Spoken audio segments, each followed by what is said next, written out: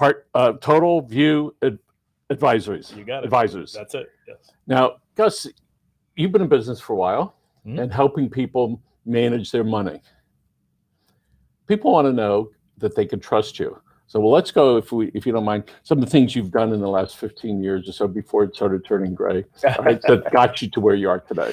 Well, I mean, thank you. Yes, it's been 20 plus years, and I think that what I've done, or I hope what I've done to get people to trust me, is I've demonstrated some sincerity when I speak with them and when I give them advice. I've also went out and gotten additional credentials that I think demonstrate my my aptitude in this field, and I think that just a general very personal relationships that I maintain with my clients, and where they have become many friends, and not just a professional relationship. Many of them have become actual friends, and I think that that's added to that credibility. And people want to have that in their professionals, whether it's a dentist or doctor, financial advisor. Mm-hmm. They want to know that they can trust, all right, and that they get information and then let them judge whether or not they want to move down that path. Let's talk about in the last 13 months, there's some issues that were going on, and we saw that there were a lot of people's lives were changing, all right? And it is this evolution that is still going on, all right? So did you have people that called you up back starting last March or so, and they said, what should we do?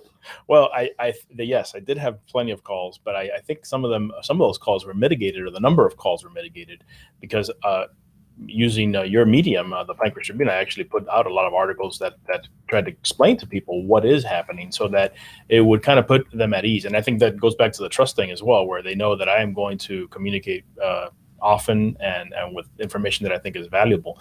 But yes, I did. Nevertheless, you still get plenty of phone calls, understandably.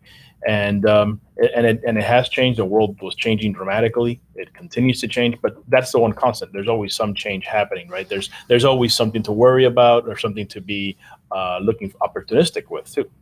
So lots of times we will fight harder to keep what we have, and so nobody takes it, all right? Mm-hmm. And versus going out and earning it. I got a parking ticket the other day for $38. Thank you, South Miami. It turned out that I punched in the wrong license number. Mm-hmm. I knew that I paid it, showed up on my thing. All weekend long, I'm fretting about this $38. Right. Come Monday, oh yes, Mr. Miller, you put in the wrong license number. We see it. We're going to go ahead and get rid of the ticket. Yeah. But it bothered me so much, right? And so I know there's a lot of people that are worried about losing what they have, right? And instead of working at gaining new stuff. So how do you help people feel confident about their investments, and getting them to look forward so they can have a better life? Well, it's a great question. And I think that one of the things I preach to my clients all the time is that there has to be a sell discipline. There has to be an exit plan. And that's true in stocks. It's true in your investments. It's true in real estate. It's true in the business that you run. Because one day you may not be able to do your business, and you need to have an exit plan for your business as well. And so I think that is one of the things that I have kind of pounded the table on for many years about. We need to have an exit strategy. So when that sell-off was happening last year in March, a lot of my positions we sold out, and that going to cash demonstrated that we were very active and not sitting on our hands, and then use that cash to be opportunistic about recovering, right? Recuperating some of those losses. And so that made that whole experience a little bit more palatable for people. But I think that I would say that that having that exit plan, knowing when what your exit strategy is very important. And we know the sun gets up in the morning, and hopefully we're going to see it set in the afternoon, Mm-hmm. or in the early evening. And so it is with people's investments. Mm-hmm. We know there's a beginning and an end, Sure. To that. And in between, there are hurricanes, and there's snowstorms, Right. and there's a lot of sunshine, especially down here. There's cold, there's heat. Mm-hmm. I have a family relative who lives in Minnesota, so she says, watch this, Michael. She gets a pot of hot water, she throws it up in the air, and it turned ice. As soon as it got out, it was like, I go, do that again. And she did it. It was extraordinary. Yeah. And that's just the way it is. That's it. So she's there with her clothes, and she goes inside, she takes off her jacket. And so when we watch these changes, do you get people that are nervous about these changes? And as they're going along like this, even during the day, they go like this.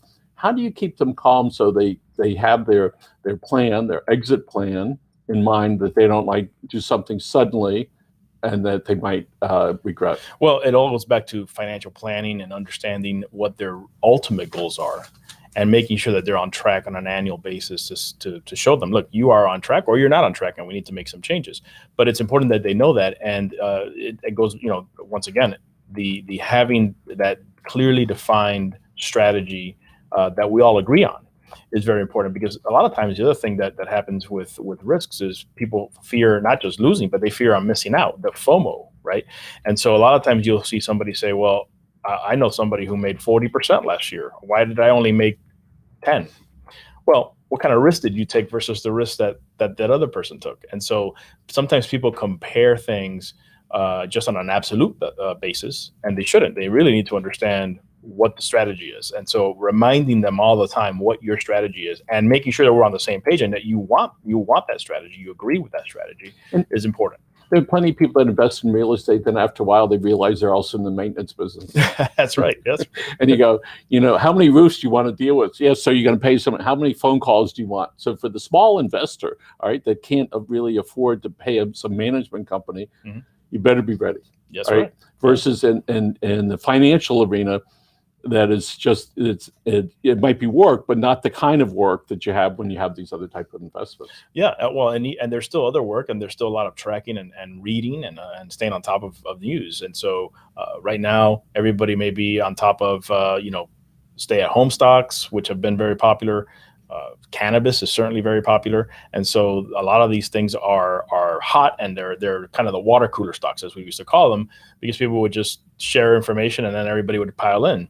And but you got to be very careful if you don't have a way out. Without mentioning particular stocks or companies, there have been plenty that were in business when they started, and everybody jumped in, and that a lot of them got out, and that over the years some have really succeeded and some have failed. But that's the risk that one takes if you want to do that. Well, that's it. I mean, without naming any, there's one very popular one that has been, the talk of all the chat rooms on the internet, right? And so people probably piled into that at the wrong time, and they're not very happy today. So 20, maybe 30 years ago, it was the dot-com boom, the bust. Yeah. It was like everybody's in. What's the burn rate? How long is it going to last? Everybody thought, this is not going to do it. They're going. And what it came out to is what we have today with these gigantic companies that run the world, all right? And you look at it, well, they started off as one of those things. Right. It took a lot of time. A lot of people made money and lost money in those things. And how do you assess somebody's tolerance for pain to be able to walk through? Yeah, that's a great question, and it's very difficult to do this, because I may ask you today, hey, Michael, how do you feel about risk? And your answer today may not be the same as it is a week from now or 2 weeks ago. And that is a constantly evolving phenomenon, right? It's behavioral finance. And that's something that I really like to what do you call it? Behavioral finance. It's a study of what makes people tick regarding money. And it could be something, it's not just stock related or invest or real estate related. It could be just, if you're going to go buy clothing, and you see something on sale and you may not need it, but you buy it anyway because you think you're saving money. But you saved it compared to what the retail value was. But if you didn't need it, you probably didn't save any money. Full of those. So it's that behavior and how we behave and how we're wired is fascinating to me, actually. We used to import exotic animals. Anything that's live, whether it's a plant or an animal, it either lives or it dies. And then back then it was like, who's going to have it when it dies? And that was all of it. That was it. That's it. Right. And then we got out of the exotic animal business and we started doing with birds, and we've been doing that for over 30 years.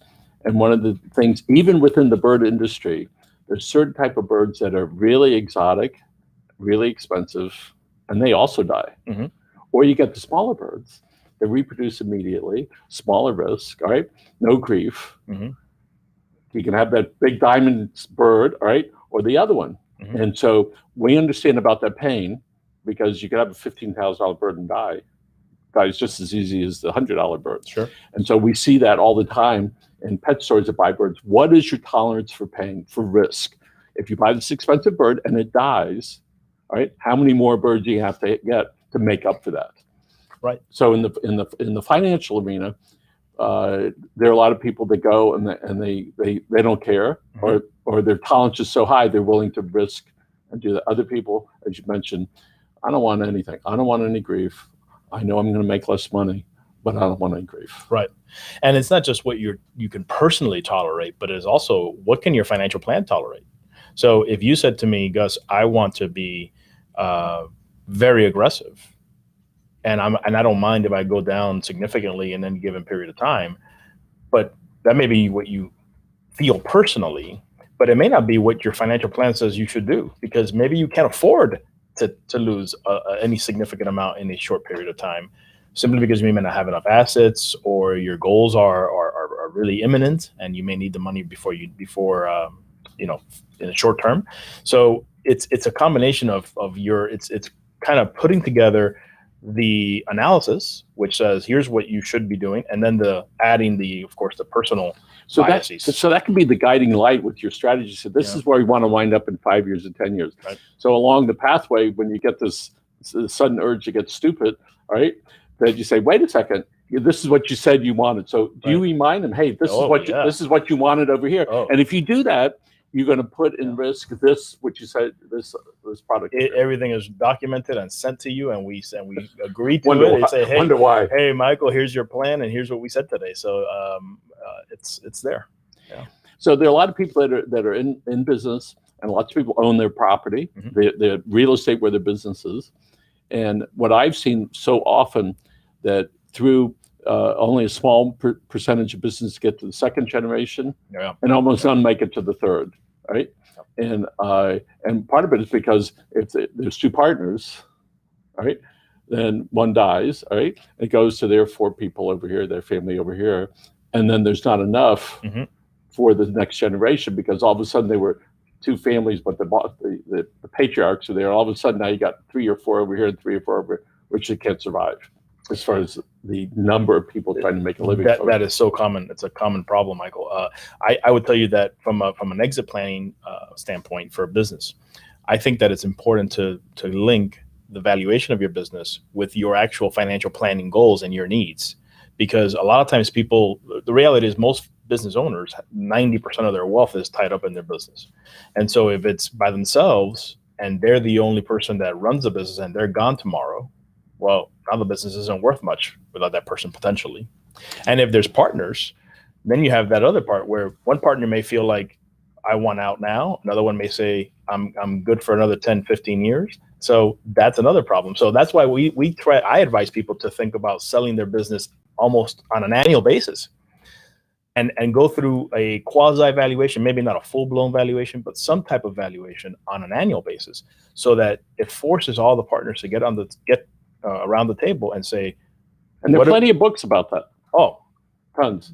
You can't. Yeah, it's there's plenty. And so part of it, I forget the name of the book. The first couple chapters I read of this book, they said, pretend you're preparing your business for sale. Yep. And if you want to get money that it's really worth, you can't be part of the operation. It has to operate that you have the whole system in there. So when you go and your wife is there, you have this ongoing business, right? Right. That maximizes value. Yeah, for sure. And I'm not sure how many people that own a McDonald's franchise are actually in each of their stores working it, right? Because they want to set up as a system so that when you're gone or you want to retire or sell it, that it operates without you, right? Yeah. Oh, well, I mean, I think that most McDonald's franchise owners probably don't have some of these issues because McDonald's kind of dictates how everything runs. Yes. And so it is a plug and play kind of situation. But let's say at the Pancras Tribune here, if you're not here, Tony needs to know how to make this happen, right? Yeah. And so that is important. And as you go to smaller scale, that people know their functions, their roles, and you have a clear succession plan as to who steps in when someone steps out. The great rapture may appear. So that's right. So as I mentioned earlier, some people that they own their business property and the business that's in it, yep. right? Quite often that real estate is worth a lot more than the business that was in it for Sure. 20 or 30 or 40 years. We see that. Sure. So especially in Miami. Yes. Mm-hmm. And so folks that have a business, all right, they need to have some plan. They need to be able to talk to somebody, all right, about, I'm 55 years old. This is what I want to get done, all right? And because when with the sole proprietor is gone, so is the business. Right? Oftentimes, yes. And I see that. I saw that in the publishing field, for many, many years. And many times when big business come and they swallow up the other one, if it's built around one or two people and they're not there anymore, that business, other than for competitive reasons, it goes away, right? Because it's the connection to the community that causes that. So let's talk about if somebody, they're 40 years old, they're making a living, and they're looking down the road 25 years or 30 years, and they say, gee, at one point I want to retire. What are some of the questions that you might want to ask them? Well, I would ask them, what does your lifestyle cost today? I kind of always begin that conversation with getting a baseline understanding of what their standard of living is, because everybody's different. I know many people who have had very lucrative jobs, careers, spent a lot of money because they made a lot of money, but when it came time to retiring, they didn't save enough to maintain that lifestyle. If it was a question of I want to maintain this lifestyle and I want to retire at 65, let's say, you need to really have a number in place that you need to save and get to so that you can sustain that lifestyle net of inflation and taxes. But let's say it's a husband and wife. Let's say they're each making $65,000 a year. They have $130,000 a year income. Yep. And they're spending most of it. Right? That's just the way that it works in a lot of cases. Sure. But they're building equity in their real estate. So how much money do they need to throw off a lifestyle that they could enjoy in a similar fashion that they're currently with $130,000? Well, that scenario with two people earning $65,000, they're probably somewhere in gonna get around $30,000 to $30,000 to $40,000 combined in Social Security when they reach the full retirement age. So if they want to maintain that 130 lifestyle, now there's 40 coming in from Social Security. So now we have to generate 90. You probably are looking at somewhere around $1.5 million of capital. Right. So what percentage of people have $1.5 million worth of capital? Nowhere near enough. And that's why people need to retire. And that's why so many people rely on Social Security as their primary source of income, unfortunately. And then they end up having to work either part-time or perhaps even move in with their kids and then consolidate their household so that they have a lower overall expense. It's very sad. It's unfortunate. And it's something that really can be avoided with proper planning, with enough time, with enough notice. If you've not done any planning and you haven't done much savings and you want to retire in 5 years, I'm not very optimistic for you. But if you do it early enough, you'd be surprised at what you can accomplish. So is there a figure, more or less, I know, just more or less what percent of somebody's net income they should put aside for a rainy day? Sure. I mean, the rule of thumb has always been around 10%. That's always been kind of what I thought that was for tithing, was the 10%. Well, it's funny how they use that number, so it's easy to remember. It's for tithing and for saving. So, yes. So lots of people don't want to look at it, right? They go, well, I'm just, something will just happen suddenly and won't have to be concerned about it. But we know that there are different stages of retirement. Between 60 and, let's say, 65, 68, you're in a certain physical condition, You're probably okay. And when you're 78 or 82, your ability to work or to even communicate sometimes diminishes. Absolutely. Right? And so there's a couple phases in there. It's like when you're 20, you play football and baseball. And then when you're 35, you wave, hey, way to go. When you're 50, go, grandson, go.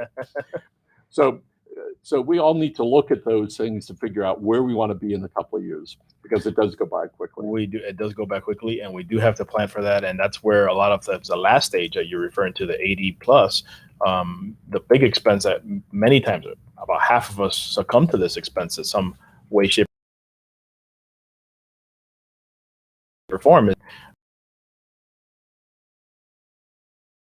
And I say often because most times people don't really want to address that. It's not a fun topic, as you might imagine. So 20 years ago, when my father had a stroke, I went out and I got long-term care for all the Millers, right? Okay, good. And so it was like, wow. And that was really before I started seeing all the bills that come in for that. I mean, it's huge. And that was 20 years ago. So you can imagine what the bills look like today. They have not gone up by the normal pace of inflation. It's exponential. And so it's any regular run of the mill place today, not the high end and not the low end, is going to run at least $5,000 or $6,000 a month. Yep. It's a lot of money. Yes, that's net, folks. That's right. That's right. So we've had this unfortunate circumstance down here since last March. All right, I think a lot of people's attitudes have changed. All right, they've learned a lot of things. But what is something that you've learned since last February, March? That's a great question.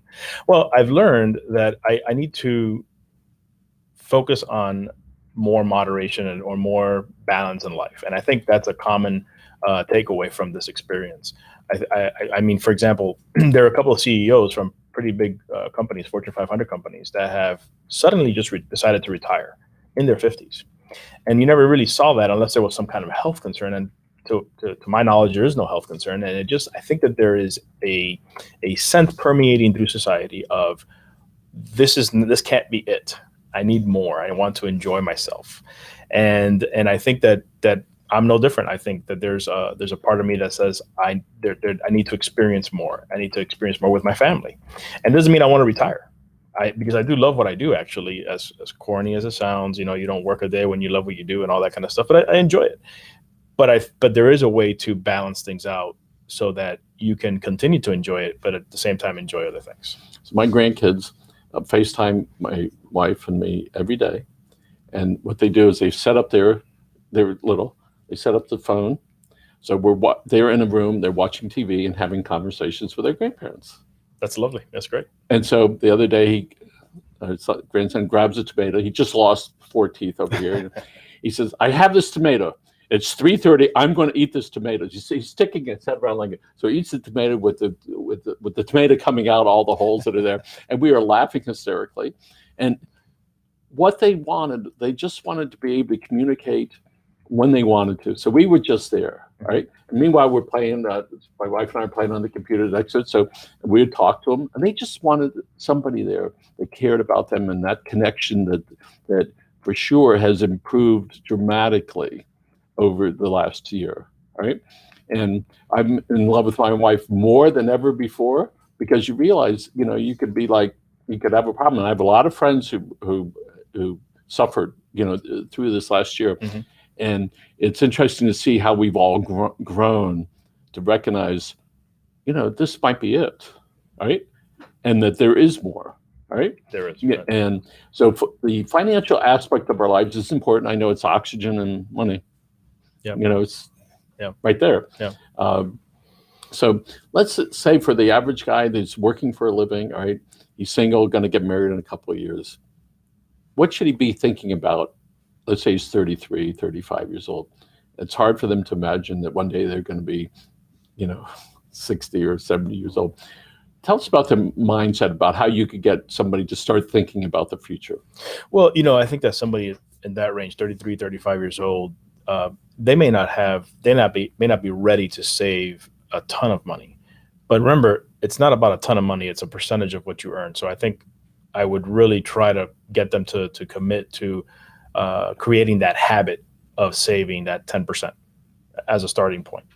And then I would also get them to try to understand their investment world, because I think many people go into this, even with a 401k, not really knowing what they're doing or what they're buying, and no one's really holding their hands, and they may put whatever they save out of every paycheck. And I've seen many people come to me and say, here's my 401k. It's done nothing for the last 10 years. And I said, well, it's been in this cash account this whole time. Did you ever look at what you were investing in?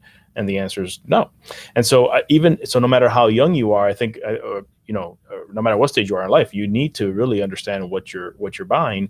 And that 33-year-old, again, like the younger you are, both with savings and with understanding what you're buying, and that pays huge dividends down the road. So young people need to find somebody that they can go to. They can have the conversation. They can start at some classes that are free all over the place and get an understanding of what's going on.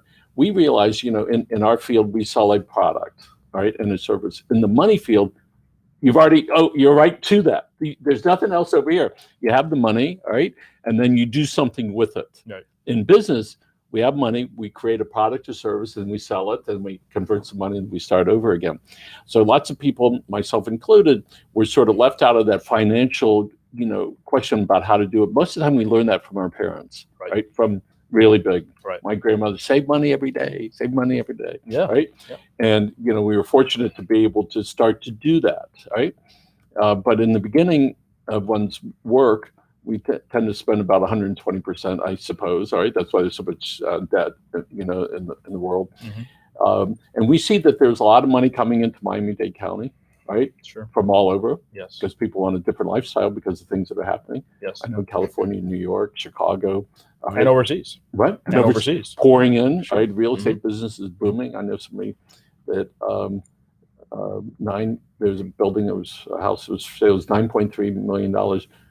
They had 3 cash offers within an hour. Unbelievable. Right? And that is a common thing that's going on. So the good news with that, if you're a mortgage broker, real estate, all that money sort of trickles down. Right. And as we look to tomorrow, we hope the sun is shining brighter. I think it is every day, and then we're going to be able to move on to our next step. You've been in the Dadeland area for many years. Many years. Right? Mm-hmm. And you a long time ago, we used to have luncheons, all right? That's right. And one day we're probably going to be able to return to that. In the meanwhile, this is what we do. And Gus, it's been really nice talking with you and being able to provide this type of venue for people. And every month we reach a lot of people, and we're delighted that you're a regular writer for our Pinecrest Tribune. Here's this column right here, folks, in the Pinecrest Tribune. And look, there it is. And you can find it at communitynewspapers.com. You can find his the columns that you write. And we appreciate you coming down and sharing your wisdom. Thank you for having me. And I think we might even have some framed pictures from you. When we leave, we're going to take a look at great. it. All right, that's from last January, by the way. A little bit more black hair back then. So and more of it too. Yes. So again, folks, our guest today is Gus here, and you can find him online at Total View Advisors. You can find him all over the internet. And if you have any questions, feel free to call them, and you can search them out, and you can find great recommendations there. Again, thanks very much for joining us. Again, this is Live with Community News. And Tommy, thank you very much for producing the show, and have a great day.